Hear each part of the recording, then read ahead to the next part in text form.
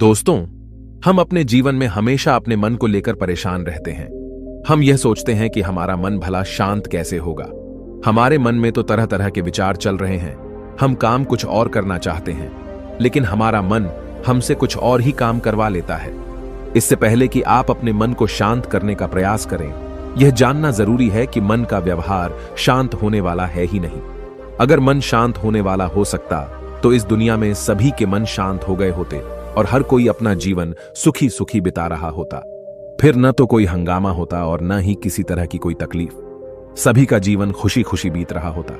फिर न तो आप और न ही मैं पैसे कमाने के पीछे भाग रहे होते। समस्या तो यह है कि हम ज्यादा से ज्यादा चीजें इकट्ठा करना चाहते हैं, क्योंकि हमें लगता है कि हमारे पास जितनी ज्यादा चीजें होंगी हम उतना ही सुखी रहेंगे। लेकिन वास्तविकता तो यही है कि बाहर की किसी भी चीज में कोई सुख नहीं है और न ही उनमें कोई दुख है। और यही कारण है कि जब हम किसी चीज के पीछे भाग रहे होते हैं, जब हम कोई चीज पाना चाहते हैं, तो उसे पाकर हमें पल भर के लिए खुशी तो मिलती है, लेकिन बाद में हम उस खुशी का एहसास नहीं कर पाते। वह खुशी दुख में परिवर्तित हो जाती है। और इसी प्रकार से हम एक चीज से दूसरी चीज, दूसरी से तीसरी चीज के पीछे लगातार भागते रहते हैं, क्योंकि हमें ऐसा ही लगता है कि यदि हम वह चीज पालेंगे तो हम सुखी हो जाएंगे। लेकिन वास्तविकता में वही सुख हमारे दुख का कारण बन जाता है, जिस कारण हमारा मन बेचैन रहने लगता है। हम उस चीज को पाने के लिए तरह तरह के उपाय करते हैं, जिस कारण हमारा मन और भी बेचैन होने लगता है। और यह बेचैनी धीरे धीरे चिंता का रूप ले लेती है और हमारा मन पूरी तरह से अशांत हो जाता है। हमें कुछ भी अच्छा नहीं लगता। हमें लगता है कि जो कुछ हमने मांगा था उसका उल्टा हो रहा है। सब कुछ हमारे विपरीत जा रहा है। और फिर हम अपने मन को शांत करने के लिए ध्यान करना शुरू करते हैं, क्योंकि एक ध्यान ही वह मार्ग है जो हमें ज्ञान की ओर ले जाता है। वह हमें यह बताता है कि बाहर किसी भी चीज में कोई सुख नहीं है और न ही दुख है। दुख और सुख तो हमारे मन का भ्रम है। यह हमारे मन की एक उपज है, जिसके लालच में हमारा मन हमें यहां वहां भगाता रहता है। जैसे कि महीनों से भूखे एक भिखारी को अगर एक सूखी रोटी भी मिल जाए तो वह उसके लिए सुख है, वह उसके लिए अमृत है। और ठीक उसी के विपरीत यदि किसी धनवान के घर पर 56 प्रकार के भोग भी बन जाए, तब भी वह उसे खाकर तो दुखी ही रहेगा। यह तो उनकी मनस्थिति पर निर्भर करता है। इसे और अच्छे से समझने के लिए आज की जो कहानी मैं आपको सुनाने जा रहा हूं, इस कहानी के माध्यम से आप यह समझ पाएंगे कि हमारे मन की स्थिति क्या है और हम इसे कैसे नियंत्रित कर सकते हैं। तो चलिए बिना किसी देरी के कहानी शुरू करते हैं। एक समय की बात है, एक गांव में एक युवक रहता था जिसका मन बहुत ही अशांत रहता था। वह हमेशा तनाव में रहता। वह अपने मन को शांत करना चाहता था, लेकिन उसे कोई भी उपाय नजर नहीं आ रहे थे। उसके जीवन में कई प्रकार के दुख थे, जिनके कारण वह हमेशा तकलीफ में रहता, तनाव में रहता। एक दिन उसे पता चला कि उसके गांव में एक बौद्ध भिक्षु आए हुए हैं, जो सभी को दुख और सुख पर उपदेश दे रहे हैं। वह युवक तुरंत ही घर से निकला और उनके आश्रम जा पहुंचा।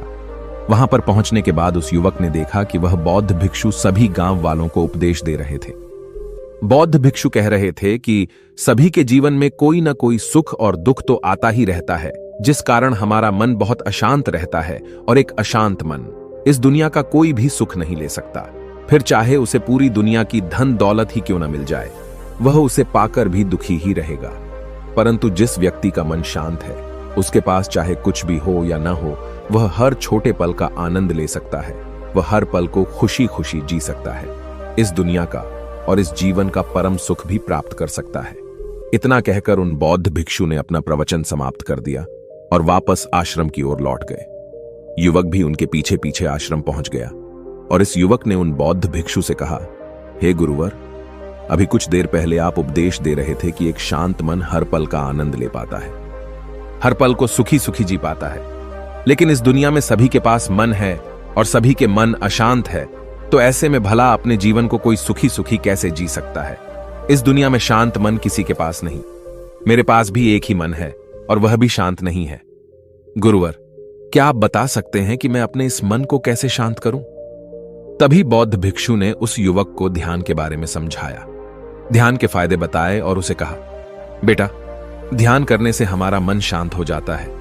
हम विचारों के दलदल से बाहर आने लगते हैं और इस कारण हमारे जीवन में सुख उत्पन्न होने लगता है। यदि तुम भी अपने जीवन में सुखी होना चाहते हो, अपने मन के इन विचारों के दलदल से बाहर निकलना चाहते हो, तो तुम्हें ध्यान करना चाहिए।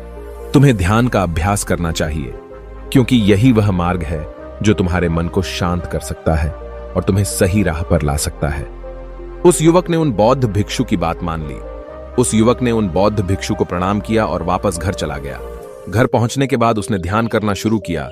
वह रात भर ध्यान करता रहा, लेकिन उससे उसे कोई लाभ नहीं हुआ। इस कारण वह अगली सुबह फिर से उन बौद्ध भिक्षु के पास पहुंचा और उन बौद्ध भिक्षु से कहता है, गुरुवर, आपके कहे अनुसार मैंने रात भर ध्यान किया है, लेकिन उससे मुझे कोई लाभ नहीं हुआ। मेरा मन तो अभी भी अशांत है। आप तो कह रहे थे कि ध्यान करने से हमारा मन शांत हो जाता है। तभी वह बौद्ध भिक्षु उस युवा से कहते हैं, ध्यान कोई एक बार करने की चीज नहीं है, यह तो अभ्यास है और धीरे धीरे समय के साथ मन शांत होता जाएगा। इस पर वह युवक कहता है, हे गुरुवर, मेरे पास इतना समय नहीं है। मुझे कोई ऐसा मार्ग बताइए जिससे जल्दी जल्दी मेरा मन शांत हो जाए और मैं खुशी खुशी अपना जीवन जीने लग जाऊं। ऐसे तो मेरा बहुत समय बर्बाद हो जाएगा। मुझे कुछ ऐसा बताइए गुरुदेव, जिससे मेरा मन आज के आज और अभी शांत हो जाए, जिससे मैं सुख की अनुभूति कर पाऊं, मुझे सुकून मिले। उस युवक की यह बात सुनकर बौद्ध भिक्षु मुस्कुराने लगे। उन्होंने उस युवक से कहा, बेटा, मेरे पास तुम्हारे लिए कुछ ऐसा है जिससे तुम्हारा मन अभी के अभी शांत हो जाएगा। इतना कहकर वह बौद्ध भिक्षु अपने आश्रम में गए और अंदर से एक घड़ा लेकर आए और उस युवक को थमाते हुए कहते हैं, जाओ और पास की बह रही उस नदी से इस घड़े में पानी भर कर लाओ। उन बौद्ध भिक्षु के इतना कहने के बाद उस युवक ने वह घड़ा हाथ में ले लिया और नदी की तरफ जाने लगा। उसके बाद मन ही मन सोच रहा था कि लगता है यह गुरु पागल है, इन्हें कुछ नहीं पता। भला यह घड़ा मेरे जीवन में शांति कैसे ला सकता है? यह मेरे मन को शांत कैसे कर सकता है? लेकिन उसके पास और कोई रास्ता नहीं था, जिस कारण उसने घड़ा लिया और पास वाली नदी के पास पहुंच गया। उसने उस नदी में से उस घड़े में पानी भरना शुरू किया, लेकिन जैसे ही उस व्यक्ति ने उस घड़े को नदी से बाहर निकाला, तो उस युवक ने देखा कि उस घड़े के चारों ओर छोटे छोटे छेद हैं, जिससे पानी तेजी से बाहर की ओर निकल रहा था। उसने लगातार कई बार प्रयास किए, लेकिन काफी बार कोशिश करने के बाद भी वह उस घड़े को पूरा नहीं भर पाया और थक हार कर उन बौद्ध भिक्षु के पास वापस लौटा और क्रोधित होकर कहता है, गुरुवर, आपने यह कैसा घड़ा दिया है? इसके चारों तरफ तो छेद है। भला मैं इसमें पानी कैसे भरकर ला सकता हूं? जब भी मैं पानी भरता हूं, इस घड़े के छेदों से सारे पानी बाहर निकल जाते हैं। इस घड़े को मैं पूरा नहीं भर सकता। तभी वह बौद्ध भिक्षु उस युवक को शांत कराते हुए कहते हैं, बेटा, शांत हो जाओ। तुम्हें तुम्हारे प्रश्न का जवाब ही तो दे रहा हूं, और यदि तुम क्रोधित अवस्था में इस जवाब को सुनोगे तो इसे समझना तुम्हारे लिए मुश्किल हो जाएगा। इसलिए शांत हो जाओ और मेरी बात समझने का प्रयास करो। ये जो घड़ा मैंने तुम्हें दिया है, इसे अपना मन समझो, और मन केवल दो ही प्रकार से शांत हो सकता है। पहला यह कि तुम उसे लबालब पूरा भर दो और उसमें कुछ भी और आने जाने की जगह न बचे। क्या तुम इस घड़े को इस प्रकार भर सकते हो? इस पर वह युवक कहता है, हे गुरुवर, मैं इस घड़े को लबालब नहीं भर सकता, क्योंकि जब भी मैं इसमें पानी भरता हूं, सारा पानी तो छेद से बाहर निकल जाता है। तभी वह बौद्ध भिक्षु उस युवक से कहते हैं, ठीक इसी तरह हम भी अपने मन को कभी नहीं भर सकते। हम जितना इसमें डालते जाएंगे, वह सब कुछ हमारे शरीर के द्वारा बाहर आता रहेगा। फिर चाहे वह क्रोध हो, प्रेम हो या फिर दया, हम जो भी अपने अंदर आने देते हैं, वही हमारे अंदर से बाहर भी आता है। और इसीलिए मैंने तुम्हें छेदों वाला घड़ा दिया, क्योंकि यह हमारी मन के जैसा ही है। और जब हम इस मन को बस भरना चाहते हैं, तब तुम अपना समय बेकार कर रहे हो। क्या तुम्हें एक पल के लिए भी ये नहीं सोचा कि इसी प्रकार तो तुम अपने मन को भरने में भी लगे हुए हो? क्या इससे तुम्हारा समय बर्बाद नहीं हो रहा? क्या इससे तुम्हारा जीवन बर्बाद नहीं हो रहा?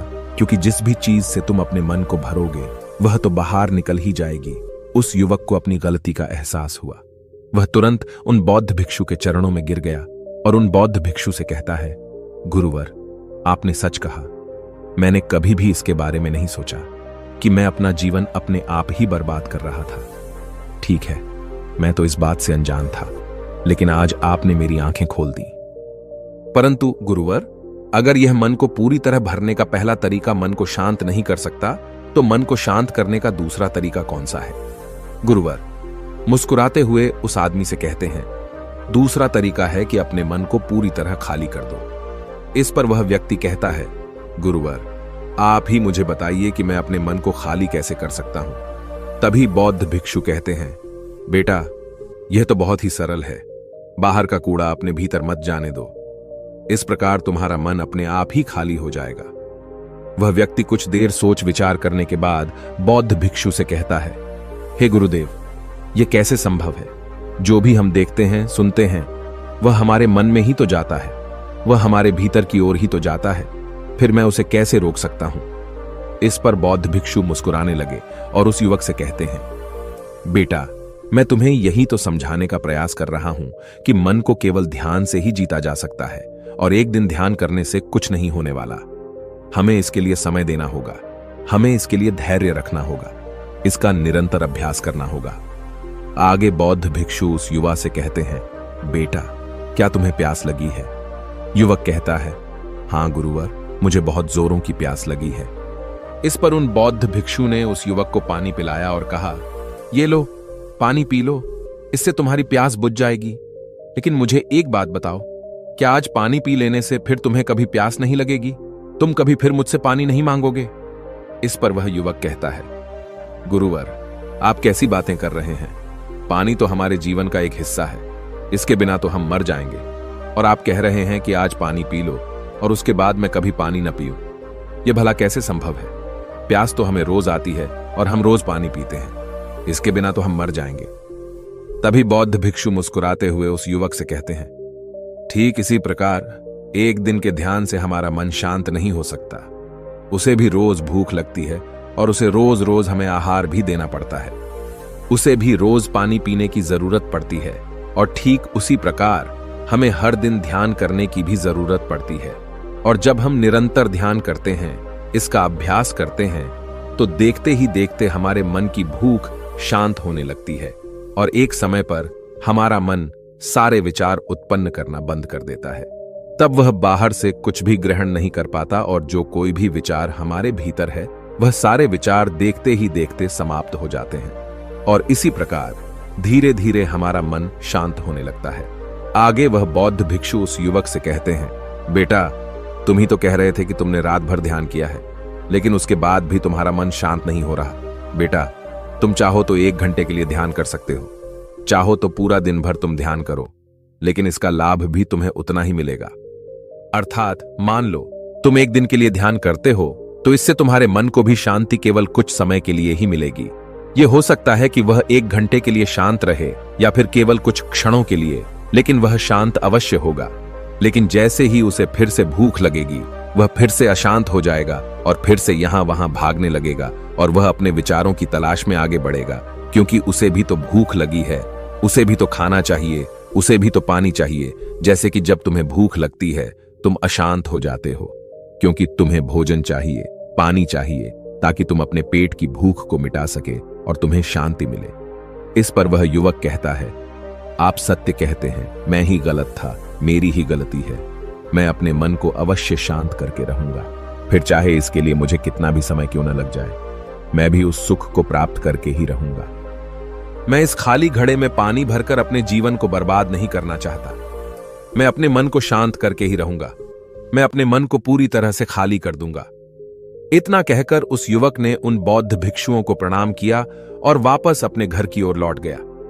दोस्तों, हम लोगों के जीवन में भी कई प्रकार की समस्याएं हैं और हम उन समस्याओं का समाधान करना चाहते हैं, और अंत में हमें जो मार्ग मिलता है वह ध्यान है। हम ध्यान तो करना चाहते हैं, लेकिन हम उसके परिणाम को तुरंत पाना चाहते हैं। जब हम शुरू में ध्यान करते हैं तो हमें उसका कुछ भी लाभ नहीं मिलता और हमें लगता है कि यह व्यर्थ है, इससे हमें कोई भी फायदा नहीं होने वाला, क्योंकि हमें तो सब कुछ जल्दी जल्दी चाहिए। लेकिन वास्तविकता तो यही है कि ध्यान सब्र और समय मांगता है और साथ ही उसे शांति भी चाहिए। परंतु हम इतने अशांत हैं कि हमारे भीतर ये तीनों चीजें नहीं हैं। इसीलिए अपने भीतर धैर्य पैदा करें। जब आपके भीतर धैर्य पैदा होगा, तभी आप सब्र, समय और शांति के महत्व को समझ पाएंगे, और फिर आपका समय चाहे कैसा भी क्यों ना चल रहा हो, आप हर समय खुश रहना सीख जाएंगे। अगर आपका मन अशांत है तो यह किसी और के हाथों में नहीं है कि वह आपके मन को शांत कर सके। यह तो आपके हाथों में है कि आप अपने मन को किस प्रकार और कितनी देर तक के लिए शांत कर सकते हैं। दोस्तों, आपने आज के इस वीडियो से क्या सीखा वह मुझे आप कमेंट में बता सकते हैं। इसी के साथ में उम्मीद है कि आपको आज की वीडियो पसंद आई होगी, तो इस वीडियो को उस इंसान को शेयर करें और उसी के ठीक बाद चैनल को सब्सक्राइब करें। तो चलिए फिर मिलते हैं ऐसी एक और नई वीडियो में। तब तक के लिए अपना ख्याल रखें। धन्यवाद और नमो बुद्धाय।